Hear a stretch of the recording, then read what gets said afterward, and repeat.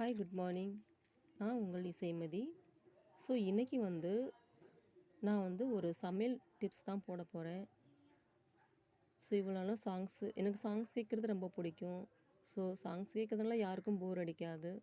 So அதனால் ஊடவோட இந்த மாதிரி சின்ன சின்ன சமையல் குறிப்புகள் நான் போடலான்ட்டு இருக்கேன். ஸோ இது பார்த்திங்கன்னா, இந்த காம்பில் சின்ன சின்ன பூக்கள்லாம் அதிகமாக இருக்கும். இதில் உள்ளது தாங்க இந்த இலை. இந்த கீரையை நம்ம பிரித்து தனித்தனியாக எடுக்கிறதுக்கு கொஞ்சம் டைம் எடுக்கும்.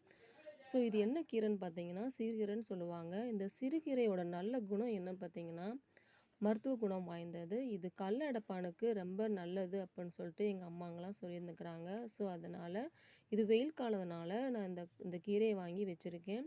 ஸோ இதை நான் பாசிப்பருப்பு போட்டு சமைச்சு சாப்பிட்டோம்னா ரொம்ப அருமையாக இருக்குன்னு சொல்லிட்டு எங்கள் அம்மா சொல்லியிருக்காங்க. ஃபர்ஸ்ட் டைம் அந்த கீரையை நான் வைக்க போகிறேங்க. ஸோ இதை எப்படி சமைக்கலான்றத, எப்படி சமைச்சு நம்ம சாதத்தில் சேர்த்துக்கிட்டு சாப்பிட்லான்றத நான் அடுத்த வீடியோவில் போடுறேன். தேங்க்யூ. உங்களுக்கு இந்த வீடியோ பிடிச்சிருந்துச்சுன்னா லைக் பண்ணுங்கள். தேங்க்யூ.